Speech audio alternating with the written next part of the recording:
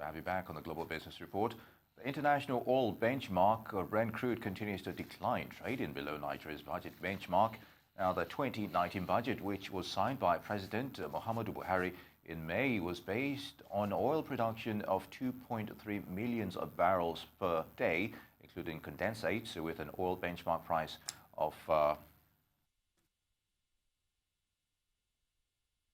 and also the crude hit a record high of $86.74 per barrel, a development that spurred the Federal Executive Council to peg the price of crude oil for the budget at $60 per barrel, up from $50.5 for the 2018 budget. But Brent plummeted in November, trading below the $60 per barrel mark, with some experts saying that the government will need to review the oil price benchmark downwards as well. And now, to give more insight into this story, oil and gas analyst Bala Zakka joins me in the studio. Bala Zakka, it's good to have you, and good morning. Thank you. All right, should Nigeria be concerned at this development, and why? As of yesterday, the oil price finished at $59.79 per barrel. What do you make of it? Well, Nigeria should definitely be concerned. First of all, Nigeria is a member of OPEC. OPEC is an oil cartel. So, and anything that happens to OPEC is likely to affect Nigeria. Secondly, when you talk about revenues from crude oil, in the case of Nigeria, or in the context of Nigeria, revenues from crude oil probably constitute like 70 to 80% of the oxygen of Nigerians' revenue. So Nigeria should just be concerned. Another point again to consider is this. When you talk about crude oil and gas, you are basically talking about an international commodity, you know. And when you talk about an international commodity like crude oil and gas, the global price is not really determined by a particular cartel or a country. Okay. It is based on what we call externalities that are beyond a particular country. And some of the variables that come into play that constitute these externalities, you know, you constitute like you have technical variables, you have economic variables, you have commercial variables, you have operational variables, and political variables. Nigeria should definitely be concerned because we are seeing a political interplay, especially based on what is happening between, when you look at the trade war between China and the US, and also the likely, renewed sanction of the US on Iran. Indeed, very good. Now, sometimes one cannot predict the nature of global oil prices. Do you see this downward trend being sustained, or it's a short-term development, as it were? Well, let's hope that the trade rift between the U.S. and, or let's talk about the developed economies, you know, in this case, probably the U.S. and China will get resolved. And let's hope that somehow, somewhere, there will also be a political solution. You know, when you look at the relationship between the U.S. and Iran, if that is not checked or halted, we are likely to see a downward trend. Okay, very good. Now, what should Nigeria be doing to leverage on this current drop in global crude oil price? Should diversification, you know, be given more impetus? 100%, 100%. We should consider diversification. Okay. Because when even the president was presenting the 2019 appropriation bill, sometimes in December last year, he said what he was after was an inclusive, diversified, and sustainable growth. And if you're looking at directions like that, diversification of the economy is very important. But fundamentally, when you look at, like you said, the 2019 budget, we predicated it on the crude oil price of like $60 per barrel. One.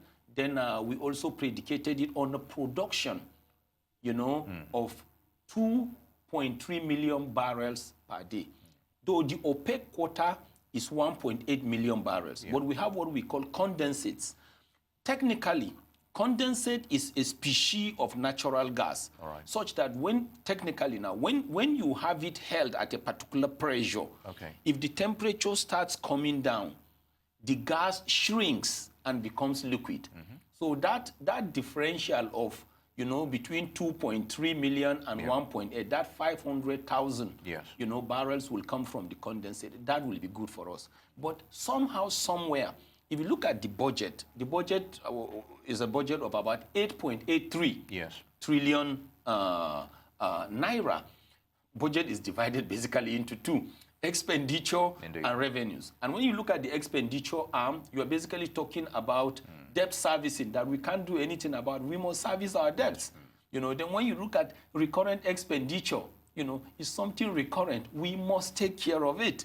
When you look at capital expenditure, if we want to put infrastructures to grow the economy, capital infrastructures must be there. Then when you look at statutory transfers, we must take care of our legislators. Then when you look at something like sinking fund, it is necessary that we retire what we call maturing bonds to local contractors. So all these expenditures, we must be responsive. Then on the revenue side, of course, we were expecting a total revenue of about 6.97 trillion naira and a deficit of 1.86 trillion naira. So now that there is a downward slide in the price of crude oil, we were expecting that we were going to get the revenues from crude oil that we were going to get was projected to be like 3.73 trillion naira. Any drop will affect, any drop in the price of crude oil below the benchmark will affect the 3.73 trillion naira. And that simply means something will affect or trigger or increase our deficit. And our deficit before was projected to be 1.86 trillion naira. So this drop will definitely increase our deficit. We must look at a way, one way or the other, to balance the equation. Now, I would still like us to go back to the event in the Persian Gulf, which seemed to not have abated, and the diplomatic row between the U.S., Iran, of course, the U.K. over the seizures of ships, as it were, and this is still lingering. Are we immune from the effect? We cannot be immune because, like we said, I mean, the oxygen of Nigerians' revenue is crude oil and gas. Indeed. So, and that means whenever something happens to the crude oil and gas global business, you know, we must be affected one way or the other. And like we said also, unfortunately for Nigeria, what we are dealing with is not within the control of Nigeria alone, or even the cartel that Nigeria belongs to. Whether you talk about OPEC, which is the Organization of Petroleum Exporting Countries, you know, dealing with the oil, or even the gas cartel, because there is the gas cartel, which we call, gas exporting countries forum with headquarters in Doha. So one way or the other, we must be affected. But when you talk about, you know, trying to diversify at the beginning, you know, in your prologue, you know, what we just need to do is to internally look at things. Because even the subsidy we talk about is just because we import. Let us look at processing our raw material internally. Like there was a time I talked about this concept of Nairanization. What I basically meant was that we have the crude oil within Nigeria, or the geographical entity called Nigeria. We can actually get the crude oil from the respective wellheads. Wellheads are actually when the crude oil comes from, you know, subsurface, it comes to the surface. It comes to what we call wellhead. From the wellhead, you can move the crude oil through pipelines, you know, or tankers to our respective refineries. You can refine them in Naira, distribute them to the consumers within Nigeria in Naira.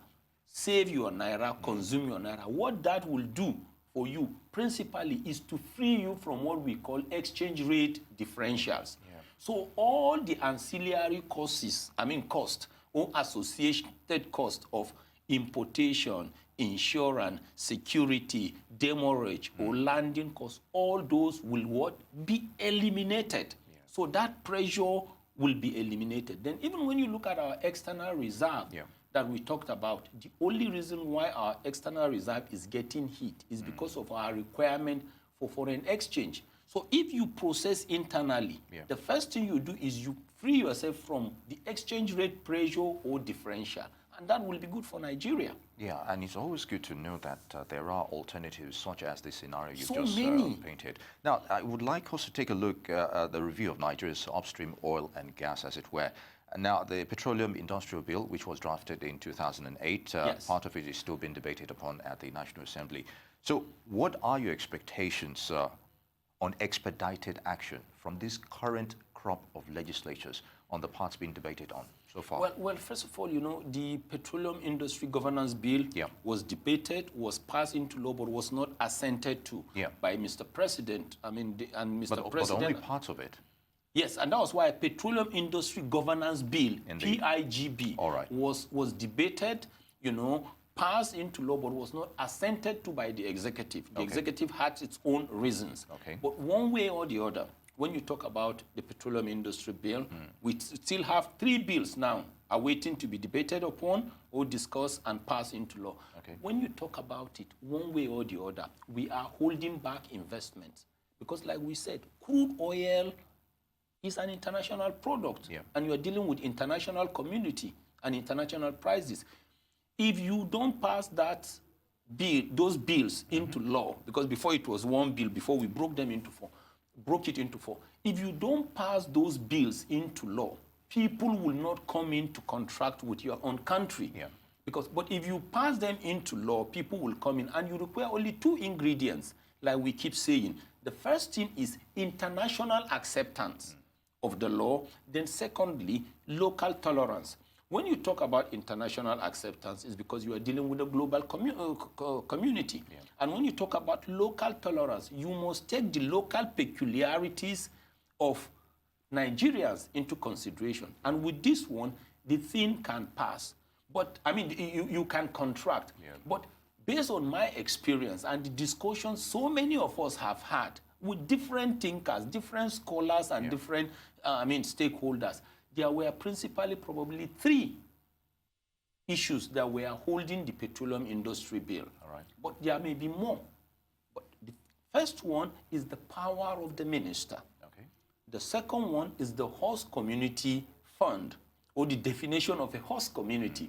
And the third one is frontier exploration. When you talk about the power of the minister, this is the way I will approach it or explain it. All right, explanation in 20 seconds. Okay.